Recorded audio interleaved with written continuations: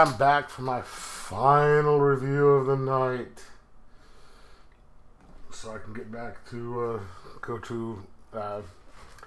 watching Blade the series, which I unboxed earlier. Watch the video if you haven't.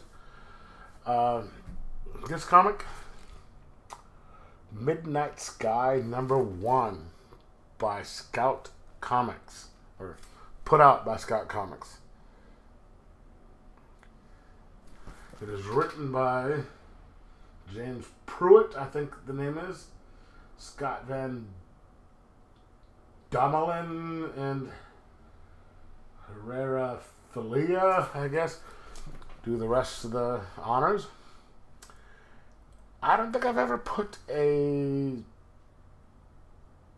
blind buy in on my best comics of the week, unless I actually count Malefic. But I saw that the comic book, I think it's the comic book channel, had picked up this comic on his LCS haul for this week and mentioned that it was reminiscent of They Live. Now, Midnight Sky, it just sounds like it's going to be a horror comic. I mean, come on. And I like horror comics, but if you mention They Live and say that this is like They Live, I am so in.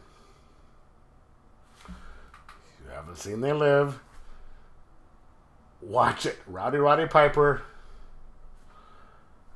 David Keith, they have one of the best fight scenes ever in that movie over a pair of freaking sunglasses. Dude, watch it. It was so good that even South Park did a pretty much a shot-for-shot retake, thing of that fight between Tim A and Jim A. Dude, okay, I'm getting sidetracked. Now, basically, this book, and this was a blind buy, mind you, comes off, and for some reason I can't remember the name of the people. It's a lady who is pregnant, and she and her husband are moving out of their house in Minnesota or some place like that, and they're on their way to, turns out, Florida, and she's pregnant with their second kid. The son is really young, and there just seems to be something off about the husband. Before they leave, the husband says, "Hey, I've got one thing to do." I see him go get a bat, and he goes over to the next door neighbor's house and basically kills the dog. Yeah, he's an asshole, just beating this dog that he doesn't like. It doesn't show it, but, pretty much implies it just. So they go to the Florida and then jumps a few years ahead to find out that the world has gone to hell due to basically an attempt to curb global warming. They've dumped a bunch of stuff into the atmosphere to try and curb global warming, and it fucked everything up. And so the world is desolate. The oceans are screwed. You can't eat the fish. It's basically The Walking Dead without the zombies. It's post-apocalyptic is what I'm looking at. And people are fighting over food, and it pretty much covers, is dealing with the wife, who is now obviously older, and her group of survivors, and little situations. I don't want to give away too much.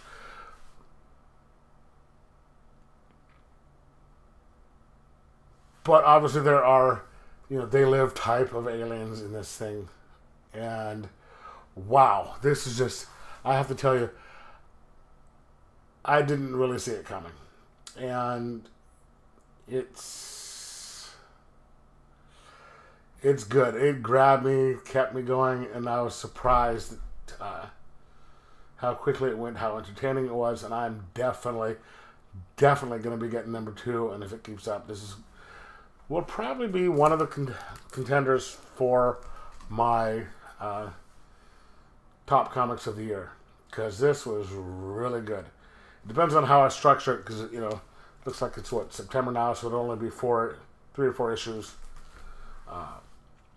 by the end of the year. And if I do my best comics, I have to have at least a certain amount of issues before come out to put it on the list. But if it keeps it up for the rest of the issues this year, it's going to be in contention for my best comics.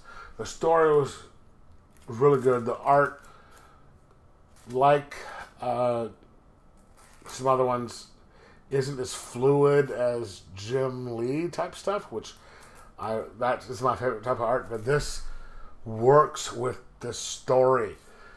I'm beginning to take into account that hey, not everything is Jim Lee type of stuff, and that's intentional, and it works with the story. And this is one of the ones that does it. So I'm going to give this a 4.0 out of 5, and suggest that you pick it up if you haven't. And let me know if you picked it up, whether you liked it or not, and talk to you later. Like and subscribe.